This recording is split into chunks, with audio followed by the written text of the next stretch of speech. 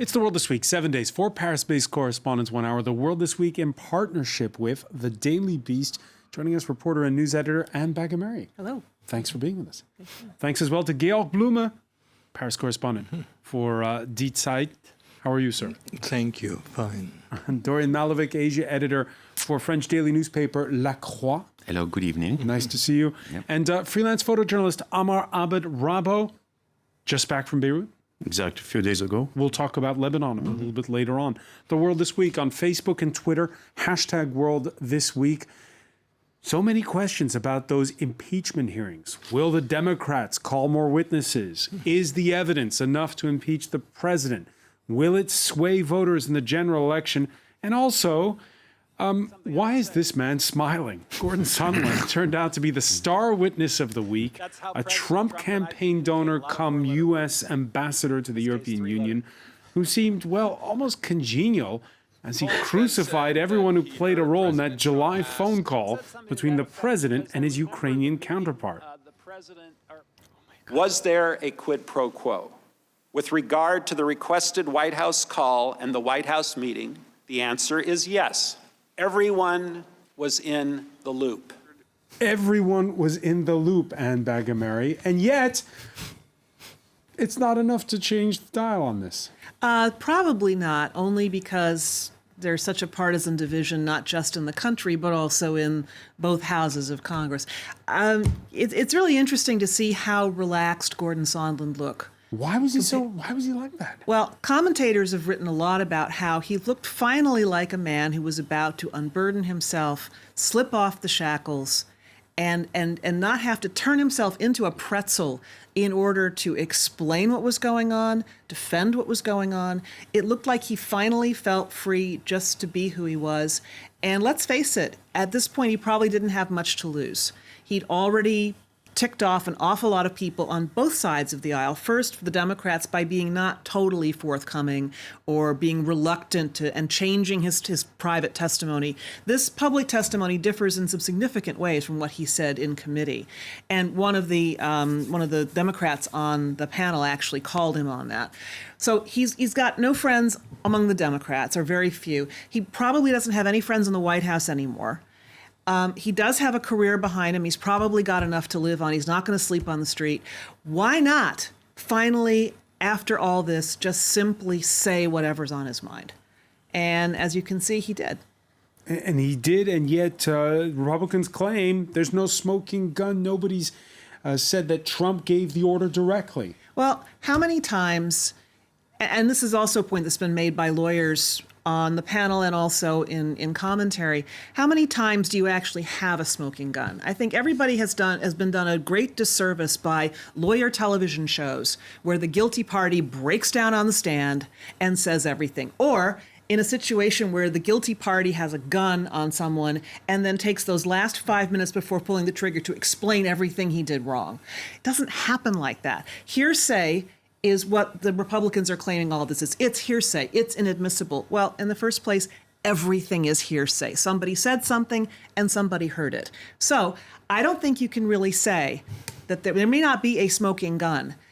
It is probably the case there's enough there to impeach the president. But to be perfectly honest, if you go along straight party lines, there was enough to impeach the president before this even started. Gail Bloom, 5 days of testimony over 2 weeks. What have you learned? Yeah, it's a continuous non-story, I think. I mean, all the evidence is that in the public mind, the president is more or less profiting and, is not getting criticized more or less than before. And, it's a story from Ukraine. Who knows Ukraine in Iowa and in Pennsylvania, and those who's going to decide if Trump continues to be president or not. I hear about all these campaigns by the Republicans centered to voters in Iowa and Pennsylvania, in those states where it really counts and where they're saying this is all unnecessary and that it's against the American nation, this impeachment. I really fear they are going to win with that strategy. With the U.S. president seizing on part of what Gordon Sondland said, Donald Trump opting to reach for his notes in reading the bit of the testimony he liked the best. I say to the ambassador in response, I want nothing I want no quid pro quo. Tell Zelensky, President Zelensky, to do the right thing. So here's my answer. I want nothing. I want nothing. I want no quid pro quo. Tell Zelensky to do the right thing. Dorian Malovic? You know, for me, I mean, in the same vein of what you were saying, I mean, for me, the worst thing about that is we are all laughing on that. I mean, it could have been fun if we are at a theater or in a movie. Looks like a movie, but it's not movie, it's reality. And it's the President of the United States of America. And then it has been like this for months, right? Yeah. For years. Yeah, forgotten in all of this are the consequences for Ukraine. Absolutely. Yes, and then and then Russia is behind everything, and now it's on Ukraine, and then, well, you had so many stories on what it did wrong, about, so many topics, about the womanizing, about so many things. He's still here, and we are still laughing, and now there is no credibility, but he's still the president. And then there is the election next year, and you have China, and you have North Korea coming next year, and you have a lot of very hard topics about Iran. And this guy is just making fun of him. It's just pity. Have we fallen into the trap of treating this as journalists like entertainment? Maybe it's the same week. I mean, it's something funny because he's talking about the son. I mean, the whole story is about the son of Biden. And the same week, Trump was tweeting something about his own son, promoting a book or promoting something very private. So it's, it is a kind of comedy. It's a kind of very bad comedy, actually, yes. I'm falling into a time warp here. I was in Europe for the first time in my life in 1973, the summer of the Watergate hearings, the summer of there's a cancer on the presidency. And rather than watching it on television, I used to get letters from my father saying, here's what's happened this week. There is a fascination in America with presidents who cross over what we all think is a very, very strict line. Presidents need to behave in a certain way, and when they don't, we are not amused. What is interesting to me is that outside of the United States of America, at least in 1973, everybody was amused. Everybody said, "What's the matter with you people? You're a young country. Of course, a president is going to be corrupt." Well, we're a lot of years after that, and I am still seeing the same dynamic. Within the United States, there's a lot of anger about this. And just to answer Georg's point, the political theater we've seen over the last 2 weeks, is it unnecessary, or should we have more of it? Should we have more people testify? Well, that is a question that's being brought up now. The Democrats, they are talking about it, and we haven't seen a decision yet, but they're talking about cutting it off. Don't give the blame to the Democrats. Give the blame also to us, the media, the journalists who want to continue on this story. No. Impeachment is such a beautiful story for all of us. Now, that's the same argument that's made that the mainstream newspapers and the mainstream television stations love this dysfunctional presidency because people tune in and buy subscriptions, and so we love it. We don't love it. It's not our job to be in love with a story. It's our job to cover a story. Yes, this is not happening we can because find stories which are more important. Well, we are talking about more important things, and we're going to talk about more important things here tonight. Let's talk about other stories. Yes, François. The Call It a Witch Hunt playbook, by the way, rolled by a close ally of Donald Trump, Israel's longest ever serving prime minister, fighting for political survival after a 3-year probe by an attorney general that he appointed handed up a formal indictment on corruption charges. A day in which the Attorney General decides to serve an indictment against the seated Prime Minister for serious crimes of corrupt governance is a heavy and sad day for the Israeli public and for me personally. Tonight we are witnessing an attempted coup against the Prime Minister, using false accusations and a systematically tainted and biased investigation. He's slightly rolled back the attempted coup line since, saying we'll let the courts decide. But again, this line that the system's rigged or they're out to get me, you sort of get a whiff of that in that clip we heard. Yeah, but I think, well, we have now King Bibi, and we had Trump a few seconds before. They are answering the same way, saying, oh, it's a coup against me, my enemies, and it's a trap, and it's something behind it. I'm not guilty. It's always the same story. But is it a winning recipe? He could ride this, right? But I think many people know how domestic politics works in Israel. I mean, for months we knew that he was, he had problems. Now he's convicted, he's charged, right? But now, okay, that's the end of the day. If that's the end of it for him.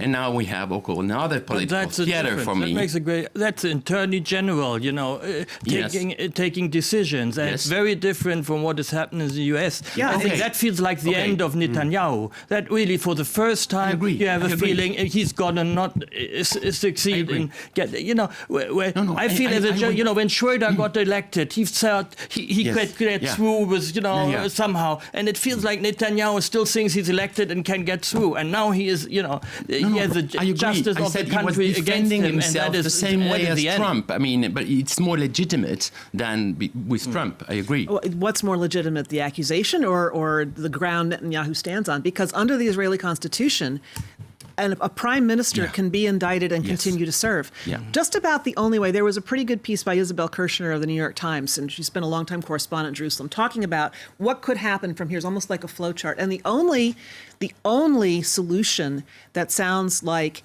it removes him from power is if his own party removes him from leadership. Yeah. And then he can't be the prime minister. The Likud can still be in charge of forming a government, or he can be players in the government. But if he's not the leader of Likud, he's not going to be the prime minister. That's just about the only way. The courts the Supreme Court of Israel has been reluctant to judge and extend its power. The parliament, the Knesset, is very reluctant to come together with a unanimous voice and kick anybody out. And there's nothing in the Constitution that says he can't be indicted and, as somebody put it, go to court from 9 in the morning till 4 in the afternoon, and then after that be prime minister. There's nothing that says he has to go. This will not come, next day or something. Yeah. They have taken 5 years for their investigation, but they have their proofs now, and I think that I still believe, in the justice system in Israel is working and independent. Right. Yes, but it's also the same week where his opponent cannot form a government, and maybe we're going to new general elections. So maybe he will say this to go back, let's say, to the voice of the electors. And on that score, Benjamin Netanyahu in hot water, but still has a friend in the White House. Cue Monday evening's announcement from Washington. After carefully studying all sides of the legal debate, this administration agrees with President Reagan. The establishment of Israeli civilian settlements in the West Bank is not, per se, inconsistent with international law. Amar Abedrabo, is that going to move the dial? It's the second move totally defying the international community and the rules that have been ruling the world since World War II. After saying that Jerusalem was capital of Israel, the same administration, the U.S. administration, alone in the world, is now saying that settlements are fine, while everybody say settlements are not fine. They're outlawed. And the same week also, it's very interesting that in Europe, in the same week, there is a ruling that's quite important that says that products in the supermarket should be labeled that coming from Israeli colonies. It's something, or settlements. Some say that may have been part of the push. Yeah, maybe, but it's again, it's supporting an outlaw decision. It's terrible. Yeah. On the other hand, there's a pretty low bar set when the U.S. says, well, it's not inconsistent with international law. That may be. I mean, there's arguments on both sides of that, notably over whether Jordan really did have sovereignty over that territory. But on the other hand, is that really the standard you want to apply? Well, we didn't break a law. Is it good for peace? Is it good for the region? Is it good for stability? Is it the right thing to do? That's a whole other set of arguments. And that's where the part of the international community is coming down and why it is couching its disapproval of the settlements in the way that it is. Yeah, I mean, back to Bibi and Trump for a minute. If you've got 2 minutes to spare, it's a pretty good idea to read some of the opinion columns in the New York Times. One of them from, and I'm going to miss the name, Bret Stephens, talks a little bit about how this actually could create, the idea that settlements are okay, could create room to negotiate some kind of better two-state solution or some kind of more peaceful accord in the region. It's something that puts it on the table. Many of my friends who really know the file say that the two-state solution has been dead for a long time now. It's and by supporting those settlements, I mean, just looking on the map, you can see that the way the settlements are done is a total killing the two-state solution. Yeah. So we'll have to find something else. Yeah. 6 days on, internet service in Iran mostly remains in the dark. A sudden cut in fuel subsidies sparking an immediate backlash in a nation already crippled by sanctions. Images like this one of protesters cheering as a building goes up in flames in Bebahan, that's in Khuzestan province, date back to last Saturday before the internet shut down. It's back to 15% the internet of what it should be, according to monitors. Amnesty International stated earlier this week it had cross-checked the killing of more than 100 people, most of them in oil-rich Khuzestan. There's also Kermanshah province and the outer suburbs of the capital, Tehran. There's really two aspects to this story, Dorian Malovic, which is, on the one hand, this lifting of these the easing of those fuel subsidies, and then the way that the internet has been shut off so effectively. Some comparing it to China. Yeah, that's interesting. I mean, I think the idea of shutting internet, I mean, or to put it under surveillance, because the technology used might be connected with the China technology that Iran bought to China, because the official ministers or bureaus and everything still have internet. That means they have the possibility, I mean, to find a behind-the-wall system to keep internet for the officials and cut it for the whole population. And I think for me, the first point, very interesting, that you can manage that, which is not a low-level technological success. I mean, it's really very sophisticated. Then now, I think what's terrible is that you can have that, like in China, it's the same. You cannot have a pretty good idea of what's going on in many provinces if people are protesting against chemical factories or social against the price of the pork or whatever. You don't have a lot of ideas. You don't have any ideas of what's going on inside, even though you can get a VPN.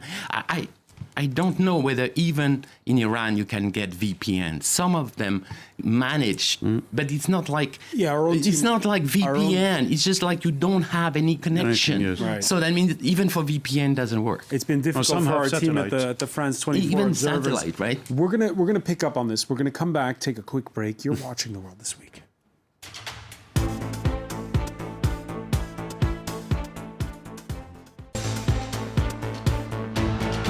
Welcome back, or welcome if you're just joining us. It's The World This Week in partnership with The Daily Beast. We're in the company of Anne Baggemery, reporter and news editor.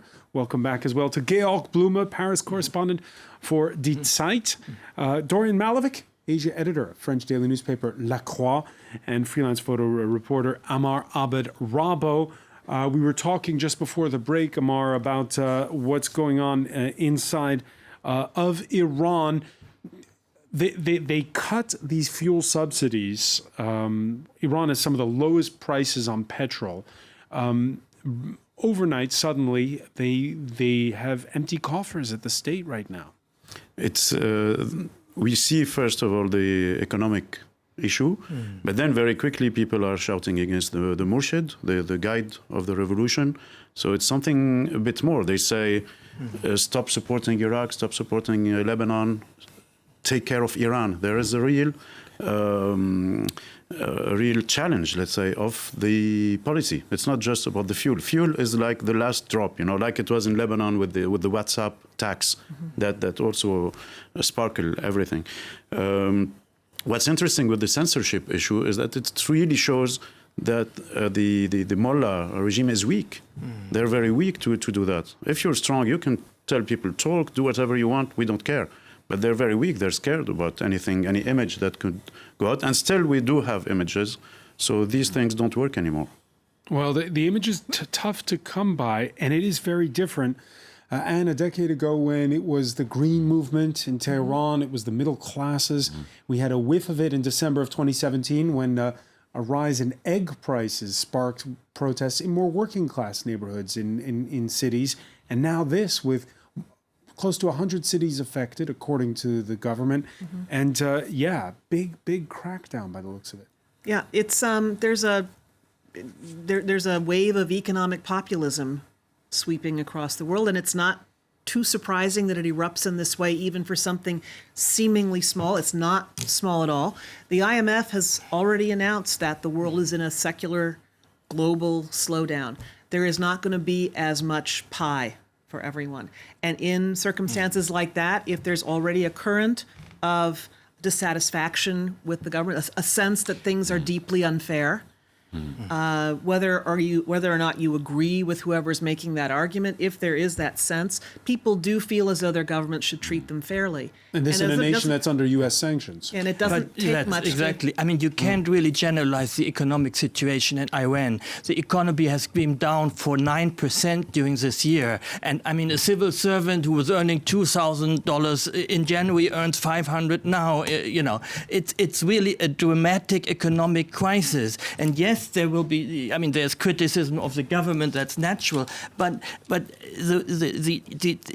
the crisis has also been, created by our blockage and also the promises Europeans have given that exports will be possible. They cannot export, 2/3 of the oil, and they want to export. So there's a big danger. This also turns not only against the mullahs, but because, in the way usual people in Iran think, against globalization, against the West in general, because it's first of all an economic attack.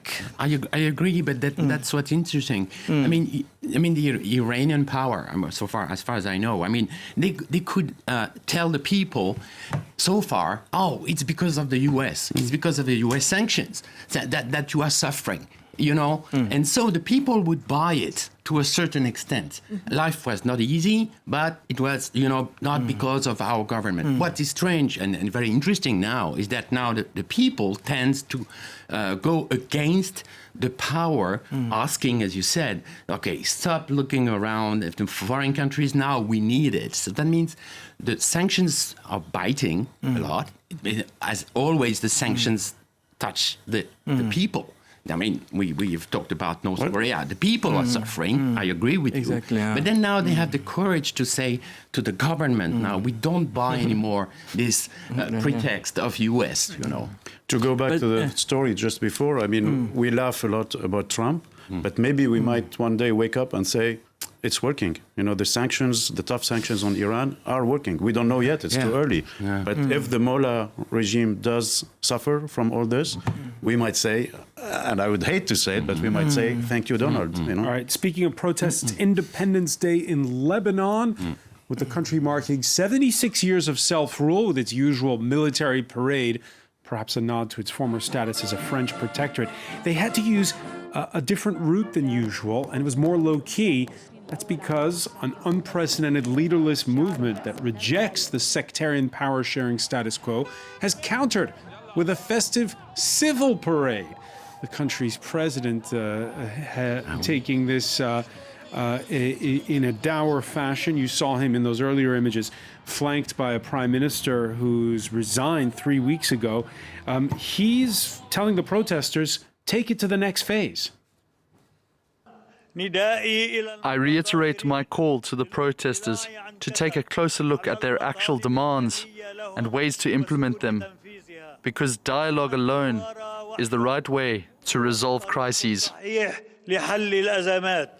Let's have dialogue. Your response, Amar Abarabo. It's very funny because Aoun has been kind of ignoring the whole thing for like the first 2 weeks, and then he couldn't stop the resignation of the prime minister. So then he, let's say, acknowledged it, but then he said something like, this is not very important. And now he say, what are you asking for? While everybody know what the people are asking for. I mean, you go in the streets, you open TVs, you open Facebook, Twitter. Yeah, it's pretty clear. They want a technocratic government. They want technocratic government. They want a reform of the voting system. They want new general elections. There is like 10 steps, very clear. They want people who are responsible of looting the money to be and you're just arrested. You're just back from Beirut. Last week, we were talking at this time about Iraq, where protesters have been defying bullets. Hasn't been the case so far in Lebanon. What's been the mood?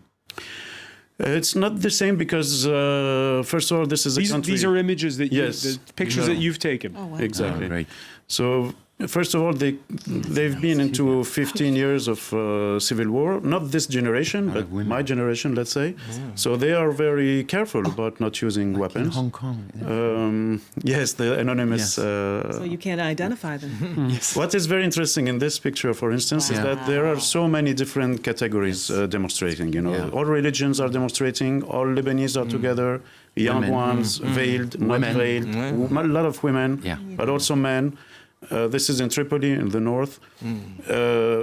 You'll be amazed sometimes by also some very extremely rich people who are demonstrating also. It's not just like the poor revolution. And from the outside, is it really as it's been billed, where people in the north, which is more Sunni, have been chanting their solidarity with those in the south, which is Exactly. more Shia? Exactly. It really is like that? It is like that. I've seen Inspiration. people who've never The been phones and the to mics. Tripoli, for instance, from Beirut. With Christians from Beirut, they've never been there. For them, it's like they used to call it Kandahar, you know, like Afghanistan. And now they go and they realize they're the same. They're just the same, you know. They cry with them, they hug them, they talk to them. For me, this is the first, let's say, it's the end of the Civil War. It's the end of the Civil War. It's the first step towards the end of the Civil War, which is 30 years later, you know. But for 30 years, all the political parties and the militia leaders didn't really try to But make there are a any lot move. of vested interests. Aren't people going to try at some point to They make stoke huge those money. the sectarian tensions? Exactly. They make huge money out of Could there this. be a bloodbath at some point? We all hope not, but it could be because it's. I mean, all these people who make billions, they won't gonna leave power, or they're not gonna leave a gram of power like this. You know, they're gonna fight till the last drop. But they know, in the Lebanese case, they know because it's not the same as Iraq or Syria. They know that the first one who would shoot on people like this lady who are unarmed and who are just demonstrating peacefully, with all the mobile phones we have now, with all the communication, with all the first one who would shoot on these people would lose everything. It's the country as before. Before, if you shoot, you're the strong one. You have the power. You can do whatever you want. But today, if you shoot on disarmed people like this, you lose everything. All right, it's a leaderless movement in Lebanon. It's also a leaderless movement in Hong Kong, which finds itself at a crossroads. First, there's the siege at the campus of Polytechnic University. That's on the Kowloon Peninsula.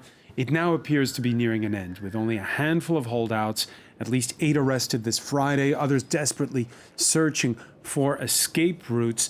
The next test will come on Sunday with local elections, and there people are looking ahead to those elections with the weight of the growing violence on their minds. I will have to look at their political platforms and positions. Some of them mentioned 5 demands, not one less. I will consider those candidates. My hope is to show the public opinion to the government through the election. Now, these local councils, they don't have a lot of power. Yeah, we have to just to identify those elections. Those elections were not very important. Every 4 years, it's district councillors. You have 18 districts. Hong Kong is not a one city. You have a lot of territories. 18. You have nearly 400 elected district councillors, and you have 1,000 candidates. But it can send a message. It can, now, because of what's happening since June, it's another dimension. They are the only free, democratic, universal suffrage election in Hong Kong now. Otherwise, there is none, you know, except for half the LegCo, the assembly, right? But then now, within this turmoil now, they can still be cancelled. There is still tomorrow. The government can decide if there anything happened tonight or tomorrow night, they can decide we cancel. On Sunday, a lot of police, I would even say military people, because they are dressed like they are raptors, you know, on the poles, you know, everywhere. So it's not so, it's not so sure. But now, if the people vote, you have 400,000 more people registered on the lists.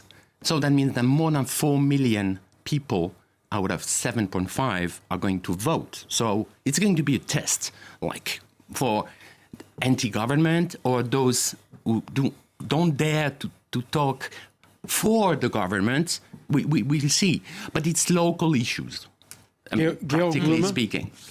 Okay. Yes, I think it feels like the movement has a little bit lost its way, with this kind of last occupation of the university and fight for like the castle, to defend your own castle, and that that the leaderlessness really makes the outcome difficult, and pretty positive for the central government, who can just wait until this last insurrection calms down and then let the local elections go by and whatever it takes, it's you don't see how the democratic voice of Hong Kong will have gained through all of that, and how it's going to reorganize with the students or with another party, and who has come out from that movement as a leader, or it's difficult, and it will make I don't think that the people in Beijing are very unhappy right now. Well, we cannot consider Hong Kong like another country. It's not a country. It's not Lebanon. It's not a state. It's just a territory, a special administrative region. You have a virtual or fake government. It's not a government. It's just like... But it's got most favored nation trading status, and it's the world's third biggest financial market. Yes, and that's where the Congress voted for the Human Rights Democracy in the United Act States unanimously, minus one vote, right? One. That means now it's on the Trump table, and he said 14 minutes, I saved HongOng, whatever. Yeah, he gave an interview to Fox News where he said that he stopped a massacre. That's interesting. I mean, if he really puts pressure on the Chinese government to say, if you do something, the trade issue is going to come up, that's a good thing. I don't disagree with what you said on the domestic side for Hong Kong people. I mean, the leaderless. They had the 2014 demonstration and everything. They had a leader. They were not united. The people say, oh no violence, so they were just separated, it failed. But now they learn, now the people in Hong Kong, 80% of the people are for the changes. Public opinion. Doesn't mean it's going to change. The pressure, the outside pressure, I agree, will do something. So if Trump sign it, but there is another story, if he doesn't veto... Well, he said... he didn't say to Fox News whether or not he'd veto, but he did say, quote, we have to stand with Hong Kong, but I'm also standing with President Xi. Yeah, well, that's another thing. Okay, that's the equation. So what? But to say that's basically, first of all, a good thing. The United States shouldn't make war to China about Hong Kong, or even, talk about, really raise the issues like that. We have to depend on the Hong Kong students doing their own thing, and we cannot just get involved in. No, just mention it. Otherwise, Hong Kong is just Hong Kong, but it's not Hong Kong. It's the last barrier, and then after you have Taiwan, which is another big thing. So the way you treat and manage the thing with Hong Kong will definitely have an impact on how the US is going to treat and manage Taiwan, which is another case. And one final question on this, Dorian, because you've done a lot of reporting there this year. Yeah, so many. Xi Jinping, firmest grip on power of any Chinese leader since Mao. No, same as what he said about Iran. But we don't know how long it can last. I mean, it's supposed to be a very strong power. But as we said, the New York Times scoop on Sunday about the Uyghur, Xinjiang's papers. Yeah, some Chinese official leaked all these documents. First. Yeah. And the last point of those documents, many Chinese officials in Xinjiang didn't want to implement this repression on the Uyghurs. And they were arrested and put to jail. So that means we know there are a lot of division in China about Xi Jinping's way of handling Tibet, Xinjiang, and Hong Kong. So, but it can last another few months, another few years. We don't know. I just talked this week to French Nobel Prize winner Esther Duflo about China, and she is just fascinating how China's managed pollution in the last years. 5 years ago, the dirtiest cities of the world were in China. Today, they're in India. It has saved millions of lives in China that they are clean now. People who die from air pollution. They are burning and we the have more to coal. always balance the our country view who's burning on China. the most coal in the world is China now. It's just you cannot believe what the Chinese are telling you.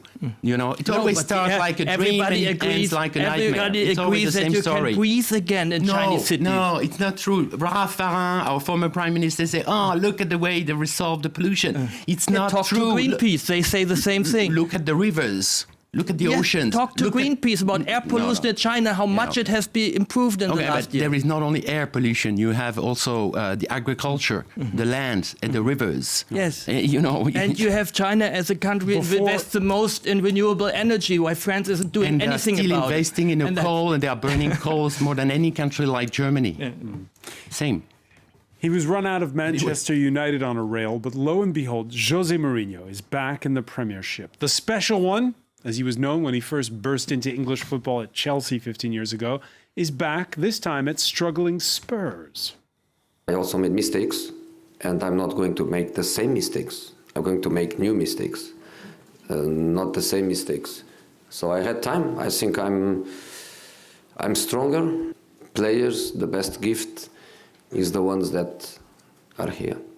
I don't need players. I don't need players. I'm so happy with the players I have. I just need time to understand them better, to know everything about them. Because I always say, you only know a player when you work with them. I've learned from my mistakes. We talked earlier about personalities that are a reporter's dream, and it's true, every press conference of Jose Mourinho, you're sure to come away with something. But okay, he's no longer this young genius. He's 56 years old. He's had lots of stints in England, in Spain, in Italy. Is he still the special one, Anne Bagamaray? He doesn't even think he's the special one. He claims he never actually said that. Who knows if it's true? No, he's been talking more and more about how he's the humble one. Right. He's going to come at this and work with the players that he's got and be a good citizen of Tottenham. Okay, that's left to be seen. If you want to judge someone on his or her record, I think that's probably a pretty good way to start. And a lot of people are saying, and if you just look at his record, you probably would say too, his best years are way behind him. His last 3 stints at Man United, at Chelsea, Real Madrid were short and brutish and pretty nasty. Also, in all of those places, he had management and owners who were willing to spend big for whatever players he wanted to get to the job done quickly. Now he's gone to Tottenham with a management that tosses nickels around like manhole covers, as we say in America, and isn't necessarily going to want to go out and buy I liked him when he was in Porto, and now he's again coaching the underdogs. So why not? But Georg, what does it tell you that here what made him special partly was here he was with these overpriced players, telling him what to do and throwing his weight around. Today, the manager that everybody worships in the Premiership is Jurgen Klopp at Liverpool, and he's got this much more down to earth. It's a completely different way of approaching the job. Yeah, Jurgen Klopp is a friend of everybody, and he has managed to do so. But why is it the age of Klopp and not the age of Mourinho anymore? Yeah, because Klopp has understood how Guardiola has coached Barcelona, and and Mourinho has never done that. I don't know. I think you can talk about, is he the special one? You can also talk about, is he too big to fail? He's got another great gig. Someone with his record, without his personality, without his long past record, might just be collecting unemployment right now and not living at the Lowry. That's a really good, interesting question. Where is he going to live in Tottenham? In Manchester, he had a suite. Liverpool, he had in London, sorry. He had the biggest suite in the best 5-star hotel in the city. Okay. Well, we'll see where he parks his bags and how long he's there. I want to thank you, Anne Bagamaray. I want to thank Dorian Malovic, Amar Abed Rabo, Georg Bluma. Stay with us. Media Watch is next.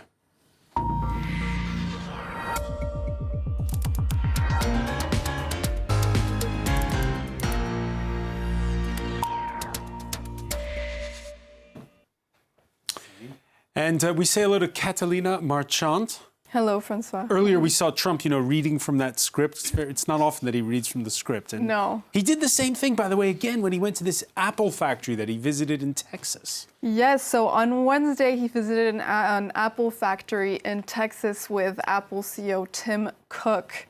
And he later tweeted, "Today opened a major Apple manufacturing plant in Texas that will bring high-paying jobs back to America."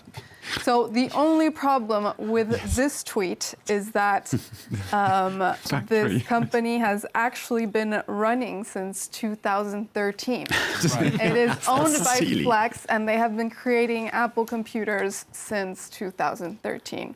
He was still laughing. A lot of people are wondering why Apple hasn't corrected the statement or why Tim Cook hasn't said anything.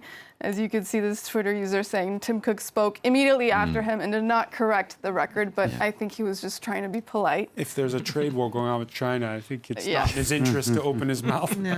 No, he wants to stay on his good side to have for the tariffs. Right. But we do have this tweet from 2013 from Tim Cook. So even though he hasn't said anything, there is proof, online proof. All right, that the factory did exist before Donald Trump. Yes. This isn't the first time, though, that he has exaggerated comments. Just last year, he said that Ivanka created 14 million jobs, when in fact the entire economy since he took office has only added 6 million jobs to the economy. And Bagger-Murray? Someday you're going to see a big smile on Tim Cook's face, just like on Gordon Sondland's. He's going to be able to say whatever he wants and not worry about the consequences of having offended Donald Trump. It's going to be a great day. So another story you've been following involves Coldplay. Yes, so Coldplay just announced to the BBC that they will not be touring to promote their new album because they said that it would not be environmentally beneficial.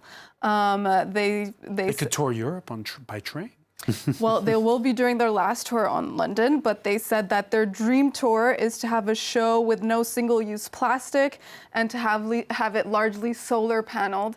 Powered, and they said they would be taking 2 years off in order to achieve this sustainable tour. But this does bring up the question: what is a band's footprint? And the most recent figures show that live music generates 405,000 tons of greenhouse gas emissions only in the UK per year. So this is a big number. But here we also have this pie chart that shows what is the actual carbon footprint of a tour. And you could see that what takes up the larger portion are the venues and audience travel. Right, so the band traveling is only 9%. 9%. Okay, all right. So you're saying Coldplay should tour is what you're saying? We'll see. Catalina, sitting the fence. Catalina Marchant, I want to thank you. I want to thank our panel once again. Thank you for joining us here in The World This Week.